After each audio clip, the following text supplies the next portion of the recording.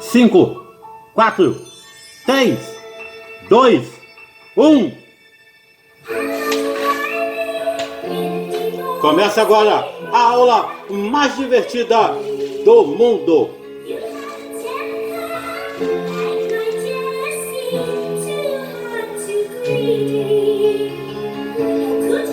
E quem pediu a música de hoje foi Pineda Carvajal, de Buenos Aires, nossa irmã argentina. Então, está aí a música que você pediu.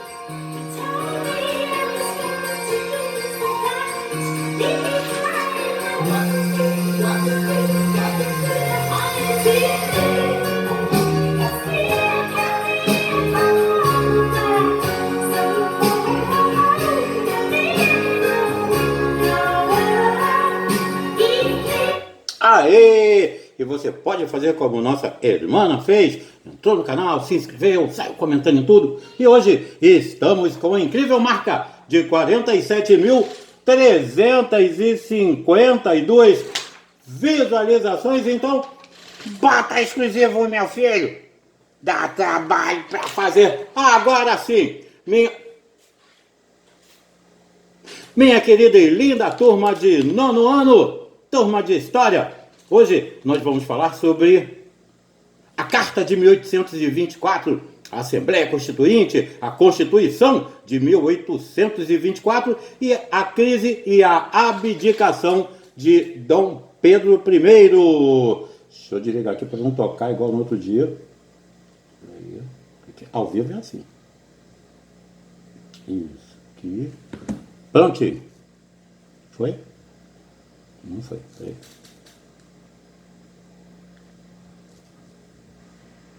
Pronto. Agora sim. Bom, em relação aí à Assembleia Constituinte, essa Assembleia Constituinte, ela foi instalada em 3 de março de 1823. Ela foi presidida por Antônio Carlos Ribeiro de Andrada. O nome é familiar? Isso mesmo, irmão de José Bonifácio, conhecido na Argentina como José Bonifácio. Olha aí, Pineda. Bom, ele, além, o Antônio Carlos Ribeiro de Andrada, além de ser irmão do José Bonifácio, ele era um dos liberais mais atuantes daquela época. Bom, o Partido Brasileiro era a maioria na Assembleia Constituinte e representava os interesses da aristocracia brasileira. E em 12 de novembro ficou pronto o anteprojeto de Constituição, denominado de Constituição da Mandioca. Vimos isso na aula passada. E o que aconteceu com isso? Manteve ali a ordem escravocrata, restringiu os direitos políticos aos indivíduos com renda anual superior ao valor de 150 alqueires de farinha de mandioca, só para a gente poder relembrar.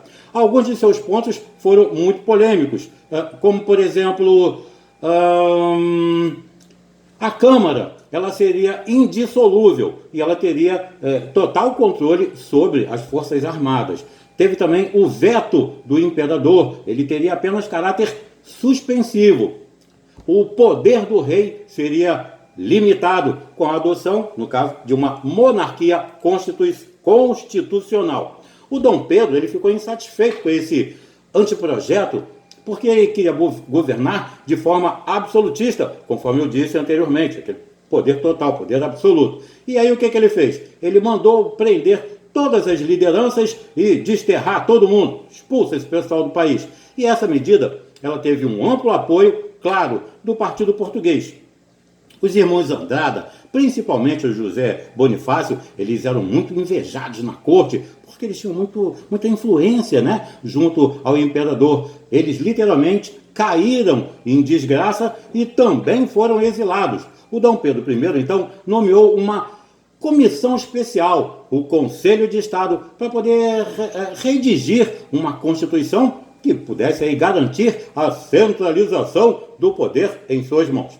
Bom, o choque aí provocado pelo fechamento da Assembleia Constituinte marcou aí a imagem de Dom Pedro ainda mais como autoritário e quebrando, ao menos parcialmente, aquela enorme popularidade que ele conquistou nos primeiros momentos da emancipação política do Brasil. Bom, a primeira Constituição do país foi outorgada em 25 de março de 1824 por Dom Pedro. Ele estabeleceu um governo monárquico, hereditário e constitucional representativo. Bom, ele institui os poderes executivo, representado pelo próprio imperador, o legislativo e o judiciário, e garantiu a Dom Pedro privilégios de monarcas absolutistas, instituindo o chamado poder moderador. O legislativo foi formado então pelo Senado vitalício e pela Câmara, que tem caráter temporário e pode ser dissolvida pelo imperador a qualquer momento. Olha aí, um parlamentarismo às avessas. Bom, a reunião das duas casas legislativas formou então a Assembleia Geral, um órgão máximo do legislativo. O catolicismo foi então declarado como religião oficial aqui do Brasil, sendo a relação aí regulada pelo regime do padroado, que submetia a Igreja Católica ao controle político do imperador. A Constituição de 1824, ela refletia muito bem aí o duplo problema levantado anteriormente, ou seja, o caráter censitário do texto constitucional excluiu nada mais, nada menos do que 95% do total da população brasileira e de qualquer tipo de participação política. Aí eu tenho um texto que eu separei aqui, que é do José Murilo de Carvalho, foi pedido inclusive por uma colega professora minha, que eu desse uma lida aqui nesse texto. O texto é muito grande, tá? Eu vou ler só uma parte, é um dos textos que me influenciou muito durante a minha formação enquanto historiador. O texto do José Murilo de Carvalho, ele fala sobre os bestializados da história, aquele momento do Rio de Janeiro ali, durante o que ele chama de a República que não foi. Bom, o texto diz o seguinte, parte do texto, tá? Ele diz o seguinte, sendo função social antes que direito, o voto era concedido a quem a sociedade julgava poder confiar a sua preservação. No Império, pular uma partezinha aqui, eu vou uma outra parte mais para baixo, foram excluídos os pobres, seja pela renda, pela exigência de alfabetização, né? Os mendigos, as mulheres e os menores de idade. Olha só, pessoal. Os praças ou seja, aqueles soldados, né, e marinheiros, e ainda os membros das ordens religiosas. Ficava fora da sociedade política a grande maioria da população. Dito por José Murilo de Carvalho, em Os Bestializados, Rio de Janeiro e a República que não foi. A editora Companhia das Letras foi lançado em São Paulo em 1989, foi extraído da página de número 45. Bom, o que ficou agora? Sim, a crise e a abdicação de Dom Pedro. Bom, a economia brasileira ela não se altera com a sua independência política. Mantém-se agroexportadora e baseada no trabalho escravo. Livre do colonialismo português, o Brasil passa então inteiramente para a esfera econômica da Inglaterra. E os ingleses se tornam os maiores compradores dos produtos primários brasileiros e os principais fornecedores de bens manufaturados. Só a partir aí do século XIX é que o café começou a ser plantado aqui na região do Sudeste, aqui que eu digo que eu estou no Rio de Janeiro, né? Olha aí, o pessoal da Argentina aí não vai pensar que é aqui na Argentina, não. Aqui que eu digo Rio de Janeiro. Bom, e ele se desenvolveu rapidamente, então, no Rio de Janeiro, né, no sudeste de Minas e também em São Paulo. Eu aproveitei esse recorte temporal para trabalhar o meu TCC na minha pós-graduação de História do Rio de Janeiro. Aguardar a nota. Bom, apesar do desenvolvimento da economia cafeeira, o Brasil ele foi abalado por uma forte crise econômica que já vinha se anunciando antes mesmo da independência do país. A partir de 1820, começaram a cair os preços do algodão, do cacau e do açúcar no mercado internacional. E as exportações do café não eram aí suficientes para poder superar os déficits da balança comercial. Importa mais, exporta menos, né?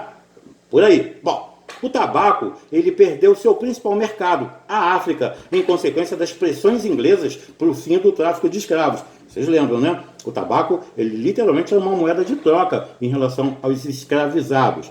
Bom, para contornar o problema, o governo, então, ele desvalorizou a taxa cambial e fez empréstimos no exterior, principalmente na Inglaterra. A Inglaterra era um parceirão aí, né?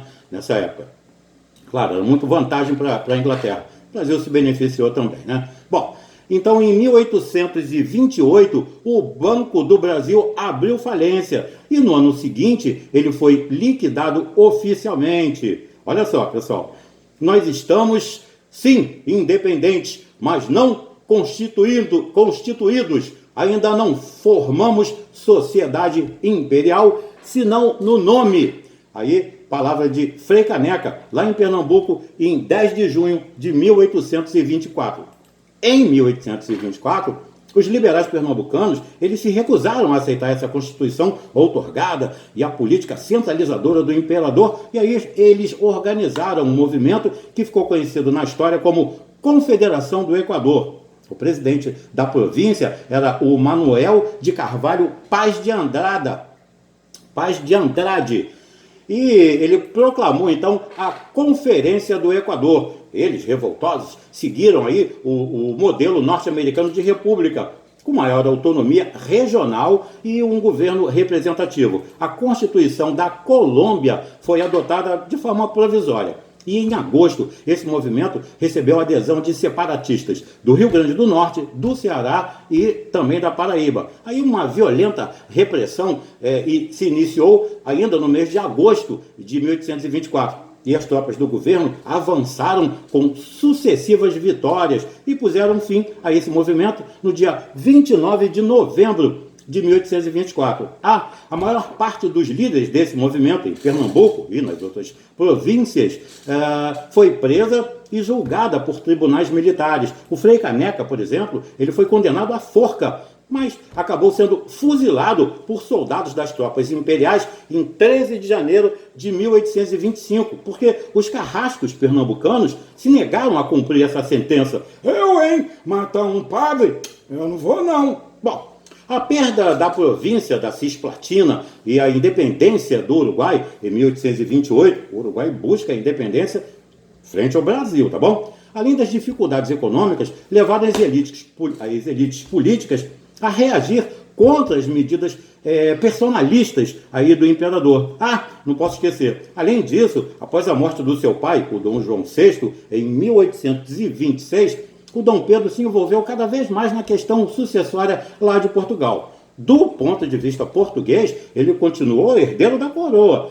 Para nós brasileiros, o imperador não tem mais vínculo com a antiga metrópole, porque quando ele proclamou a independência, ele tinha literalmente renunciado à sua herança lusitana. E depois de muita discussão, formaliza essa renúncia e abre mão do trono em Portugal em favor da sua filha, Maria da Glória. Mas seu irmão Dom Miguel, o Infante, o Infante é uma nomenclatura criada por Portugal e Espanha para se mostrar que um determinado filho, não, mesmo sendo filho de reis, do rei e da rainha, não será o herdeiro do trono. Então Dom Miguel ele é conhecido assim como Infante. Ele se aposta do trono, o que leva o Dom Pedro a literalmente desviar as suas atenções para essa questão da sucessão de Portugal, sendo por isso muito criticado pelos brasileiros. Bom, nos últimos anos aí da década de 1820, essa oposição foi crescendo, e o imperador procurou apoio nos setores portugueses instalados na burocracia civil, militar e no comércio das principais cidades do Brasil, do país. Incidentes políticos graves, como o assassinato do jornalista oposicionista, o Líbero Badaró, lá em São Paulo, em 1830, acabou agravando a situação política do Dom Pedro I, que já não estava das melhores. Em sua última tentativa de recuperar o prestígio político, acabou sendo frustrada por uma má recepção que teve durante uma visita que ele fez lá às Minas Gerais, na virada de 1830 para 1831. A intenção dele era de fechar um acordo com os políticos lá da província, mas ele foi recebido com muita frieza. Revoltados, os portugueses instalados no Rio de Janeiro promovem uma manifestação pública em desagravo ao imperador. Isso vai desencadear uma retaliação dos setores anti-lusitanos, né, porque era contra Portugal. E teve muitos tumultos e conflitos de rua, e um dos episódios foi denominado como Noite das Garrafadas. Sem sustentação política, ele foi aconselhado por seus ministros a renunciar ao trono brasileiro. Pedro, posso te dar o papo? Mete o pé, a coisa não está boa aqui para você. Bom, isso em 7 de abril de 1831, ele abdica ao trono. No dia seguinte, embarcou para Portugal, onde retomou o trono e foi coroado com o título de Dom Pedro IV. Bom, o que mais que a gente teria aqui? Bom, da gente, então, desse ponto aqui, a gente pode já ficando por aqui.